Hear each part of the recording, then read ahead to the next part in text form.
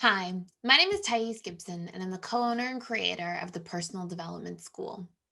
This is your daily breakthrough video, and in this video, I'm going to talk to you a little bit about how anxious, preoccupied individuals accidentally self sabotage their relationships.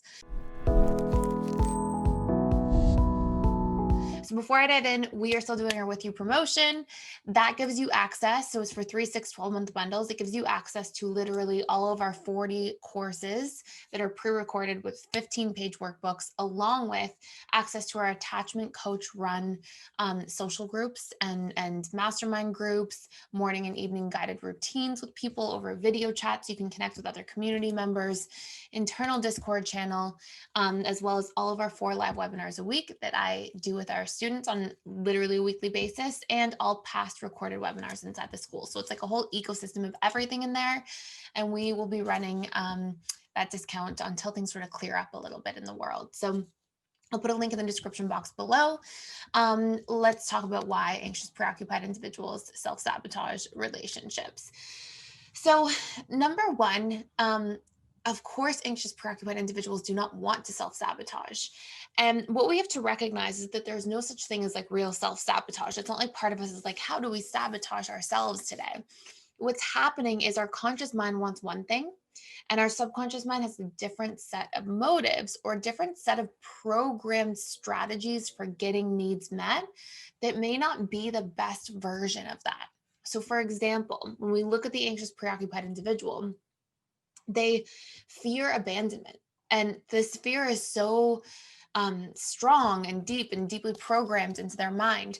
But what they've often found that has worked for them, or at least consistently brought them a little bit of relief, is their ability to like be charming, charismatic, cling through others, go towards others, and to basically soothe through their relationship to others. And they've historically found a better way of getting their needs met through others than through the relationship to themselves. So, as a byproduct of this, their subconscious mind is actually programmed essentially to believe that if I fear losing somebody, or if I need to have soothing or a need met, I have to meet it from the outside in. And so their subconscious mind has that conditioned strategy as a coping mechanism to deal with different things that can be triggering for them. But we have to actually look at what's happening. We have to look from a conscious perspective at the whole landscape of what actually happens from that point forward. And then we can do some like reprogramming around things that may not be serving completely.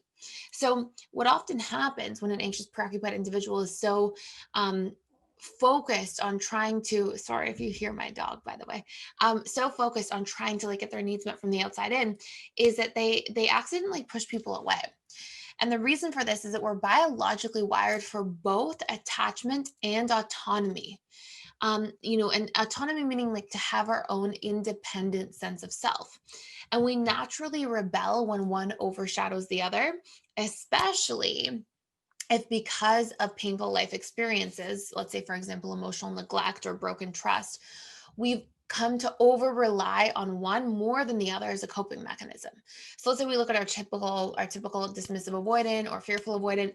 Often what they've done is they felt like, okay, yes, we want attachment, and we also want autonomy. And if attachment hurt because I had negative emotional associations built in there, if being close to others, being vulnerable to others hurt, oh, I need to become really autonomous and over rely on my autonomous self. And this is a strategy I use to navigate the world. Now, what healthy interdependence actually requires is a balance of both. And to really have like a nice, healthy relationship to oneself and to others and getting your needs met through others. But when we are taking anxious, preoccupied who's over relying on attachment, under relying on autonomy, and then we're pairing them with other individuals who, dismissives and fearful avoidant both are more naturally focused on autonomy to a certain degree than attachment, though it's not always the case for fearful avoidance, but at least they have that strong capacity to over rely on that side.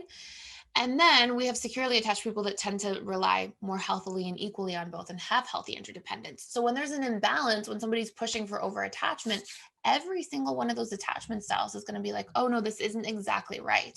Even securely attached people will go, whoa, this is actually violating healthy interdependence.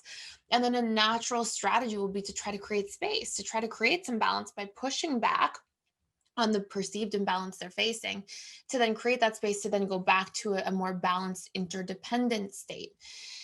And then what happens is the anxious, preoccupied individual often then feels like, oh my gosh, I'm being rejected, I'm being pushed away. That triggers them more because then, of course, it just really lights up those subconscious fears of abandonment, being alone.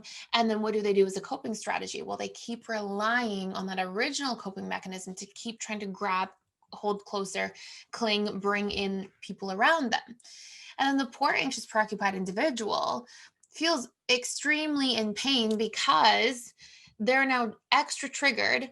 And the way that they're using to try to get their needs met is only contributing to that vicious cycle because then the other person's trying to push back again to reconnect to that state of homeostasis, to re-equilibrate into healthy interdependence. And so then this triggers like a relationship trigger cycle, right? It's like a primary trigger cycle. Feel abandoned, hold on. Maybe somebody feels trapped or somebody feels out of balance because of that. Push away to try to create homeostasis.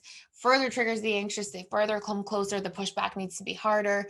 All these different things. And so this is in a way a subconscious self-sabotage mechanism that's happening because our conscious mind wants something, our subconscious is accidentally working against it, not because it's actually prioritizing different needs, but because the strategy the subconscious mind is using to try to get its needs met is outdated, is not going to work.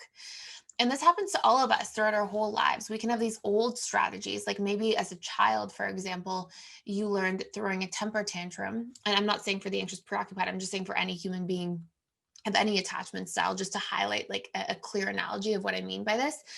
Let's say like a child, they have a temper tantrum when they're a kid, and let's say their parents come towards them and they give them candy and they say, oh, it's okay, and calm down. Well, the child is then going to build in these subconscious positive emotional associations saying, oh, when I throw a temper tantrum, I get my needs met. Now, if you then look at that person's adult life, let's say they're in a boardroom meeting and they don't feel like they're getting heard and they throw their papers down and they have an adult temper tantrum. Well, that might not actually be a good strategy in your adult life.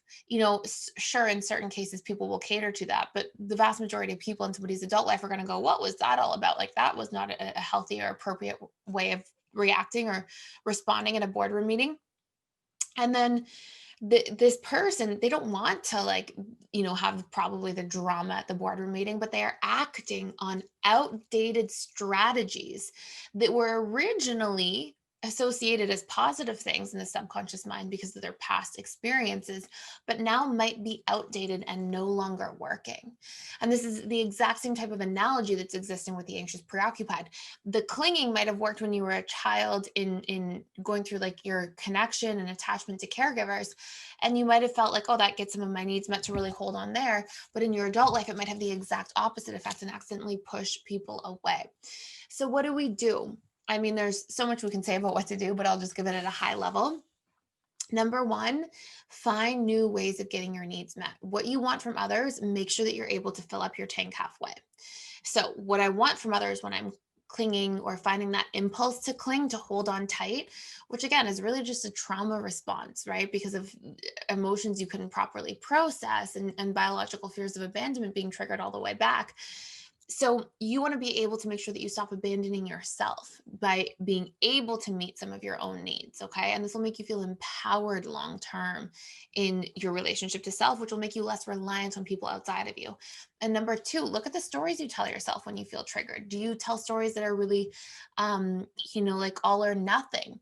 Are they, oh my gosh, I'm going to be alone forever? Oh my gosh, the person's leaving me because they pulled away. They don't want anything to do with me. When maybe the person's just tired and had a long day, things like that. So practice bringing your perceptions of things into balance, and practice bringing the way that you expect your needs to be met into balance. And balance and equilibrium are like the place we really derive a lot of our power from.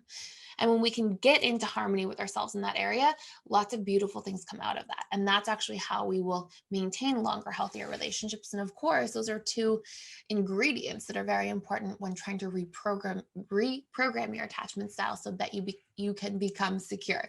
So I hope that all makes sense. Thank you so much for watching. Please let me know any questions you have in the comments below. Please let me know any subconscious attachment patterns you see that you might have that push people away by accident, and what you think a good strategy would be to upgrade that patterning. Thank you so much for watching. Please like, share, and subscribe, and I will see you in the next video.